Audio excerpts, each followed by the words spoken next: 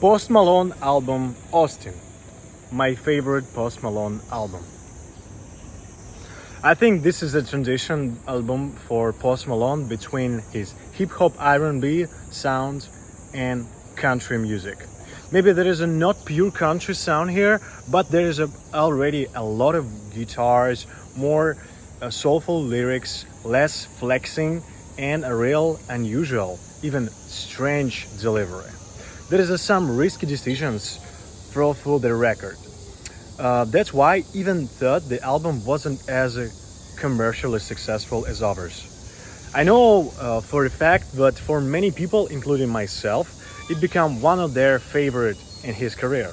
Suddenly, even before and announced that his next album would be a country, I was already hoping he'd go in a more rock direction. And here we are. Or back to the country, which, after all, is where he originally started on YouTube, because he made covers as a country on YouTube before his first album in 2015. Congratulations. This album is about searching for himself. This album is about searching for himself, about accepting the new reality Austin found in himself. With all this pain and apparently romantic failures, what flipped his view on life, but made him more free. And that's exactly what this album is about. That's why it's called Austin, by his own name. Let's go and discuss about this album track by track. First, Don't Understand. For me, it's 7.4. A good opening, different from everything we heard before from here. There is a violin on the right, and this low-key song kind of promises what this album might not be as a hip-hop one. It's hard to rate as an album track because it feels more like his acoustic cover or some another song. Next, Something Real. Before, like 2 or 1.5 years ago, it was my favorite song in a long time period. Not only Post Malone song, I just listen it on repeat, or most hard time. I needed that deep existence emotional rescue what this song given. The scream, the gospel on the back as instruments. For me, it's always actually was the first song on the album. I miss skipping first one and go for this. And this sound work again. Not his typical style song at all. Few instruments and vocals, and naturally. I don't need anything else here. I recommend you to watch my favorite video at him with his song and a live version, where staying on his house in Austin, I guess, Texas. It's funny, but his name, the same as the capital of the state. And performance of that song is that video on his channel, like a live version, is even much better for me than the original song.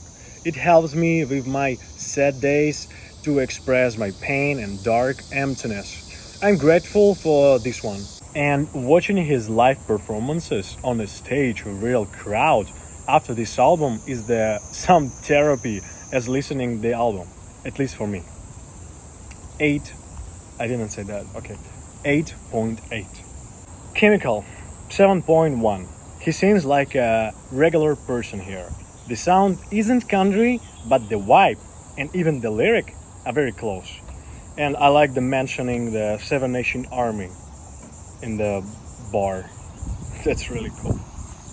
Next one, Nova Candy. Sounds like some Ariana Grande song by its name. 6.4. A more classic post delivery. It's poppy but pleasured. Thought I've never once played this track outside the album. The most memorable part is that song is "Oh" in the end. Should to listen. Morning, the single with the official video clip. 6.8. And the music video for this one is amazing. I watched it many times trying to figure out what really going on there. Definitely a standout single. Never listened by itself, just an album and just a video clip. That's it. Too Cool to Die, 8.2. From this song onward, the ratings get higher.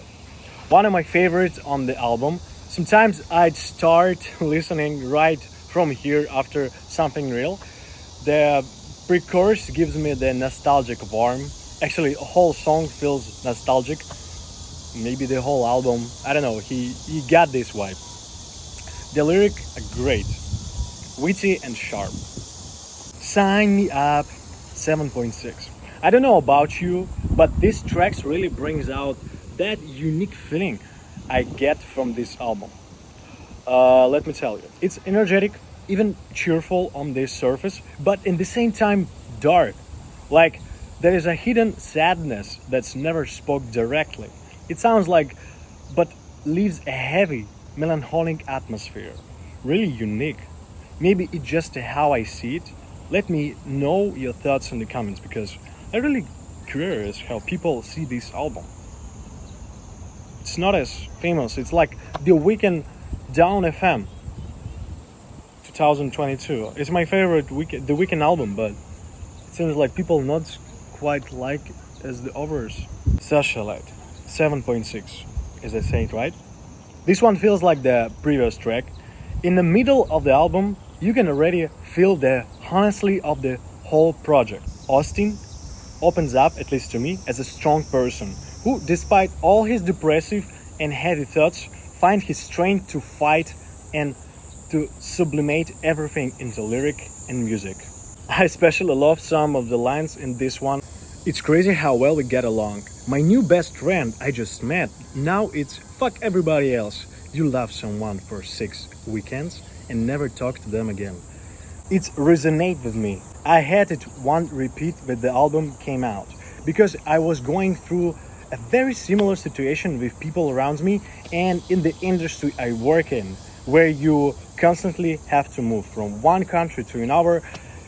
And I even was falling in love with a person and we spent exactly 6 weekends, and after she's gone we never see each other again. It's very deep to me, this track. So going for next is a Overdrive, 7.8. A slow track, kind of educational, if I can put it that way. It's about unhealthy obsession with another person or the aftermath of it. I've heard this one on the radio and in the restaurant. It sounds warm and accepting, not painful like the earlier songs on this album. So 7.8, I think it's a good result. Speedometer. Now we came for my least favorite track on this album, 5.0. It just feels too superficial for this kind of record. I don't really have anything to say here. That sometimes it sounds in my brain, but maybe just because I listened to this album recently. But actually the beats in this song is kind of dope. Hold My Breath, 6.3. This one feels like a break. Slow, maybe too slow and dragging, but lyrically, it's not bad at all. Enough is enough. Oh my god, this chorus. 7.9. So emotional. There is a joy peeking through as if he's laughing in the situation he's in. With all the addictions and everything, he sings it with a smile. But the lyrics are dark again. That contrast makes it really strong in my opinion. And I think I finally figure out why I like it so much. Better than some previous records. Maybe Hollywood Bleeding has the same dark atmosphere, right? But it sounds more like vibey R&B.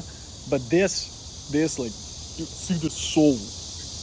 Texas T, 7.4, probably the most unusual song on the whole album because of the bass. Oh my gosh, this bass depends on the headphones you listen to.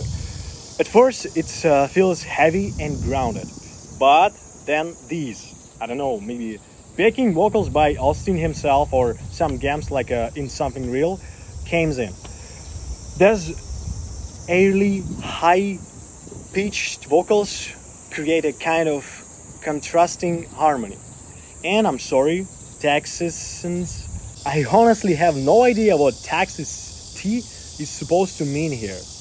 The Gold, Buyer Beware, 9.5. Why is so high? This is an unrecognized masterpiece from this album. Super underrated track. The lyrics are brilliant. The guitar are tuned in a way that's different from the usual, and the bass and synth turn this track into a perfect alternative. My favorite one on the album. It plays in my head a lot. The melody, the chorus. This track is my first association with this whole record. Landmine, 8.2. I love this live version on this one on Stern Show. The bridge is insanely beautiful. I see the good psychologist potential in Post Malone. He somehow sees hidden things in people and in himself and connects them masterfully. There's several possible interpretations here, and the guitars just won't let me go. They're so tender. The second half of this album doesn't fall off at all. In fact, it makes the album even better for me. I haven't seen that kind of non-skip feeling in other Post Malone albums. Yeah, sure, this single is better elsewhere, like the Ozzy Osbourne feature. But here, with no features at all, I don't want to skip a single track in the album. Sorry, I just really love it. If you hate this album, let the comments below. Green Thumb, 7.6. A storytelling song. Not a classic verse-chorus structure, completely acoustic, maybe just a little bass. Why not? A solid song near the end.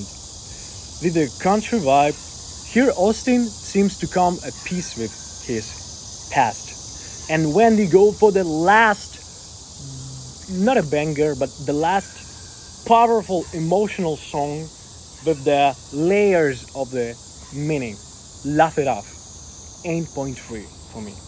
A story ending of this album, both sonically and lyrically. It sums up what Austin learned during this time, or maybe over the whole arc of the album, and it's funny. I just now realized why he says the word smile in such a special way in the chorus. It's like, smile, smile. It's like a smirk, not a real smile. That's why the darkness right here. He looks at life with a grin, just like the album sounds. Bright on the surface, but if you dig deeper, there's a real darkness. And he doesn't fight it, he accepts it. Very mature post. And the bonus track, bonus track, 7.4. This track, even the bonus shows up the post able. Oh my god, this is water. Got me. Shows up how Post is able to embrace the darkness. It's a very Christian idea, actually, the name joy, and to find joy no matter what. And even through he sings that joy rarely comes to him, we can see something else by looking at how he's changed on the next album and in his live shows. And it's funny, the ending brides back a female voice repeating miserable. But it feels like more a mantra helping him out of that state. I don't know. Someone, just please give him a hug already. Because the miserable, like, sound kind of from the whole record. And actually even the t-shirts not looking like album. It's look more like the last album of Post. But it's named Austin. I don't know. So give me something. Some 28. 18 tracks, guys. 18 tracks. And with all of this bunch of tracks, 7.5. This is an amazing result for the Post Malone. I mean, the whole album works. With so many songs, probably it's gonna be the worst album ever with just fillers. But this is not. And for me, it's making this album very unique. I can put it with a different old school rock and roll stuff, would really fulfill the expectation about the long live record. So, thank you for watching. Let me comment which artist or which Post Malone's album I should listen or review or react like I did in Metallica. And maybe I do that. Thank you. Peace. Listen to good music.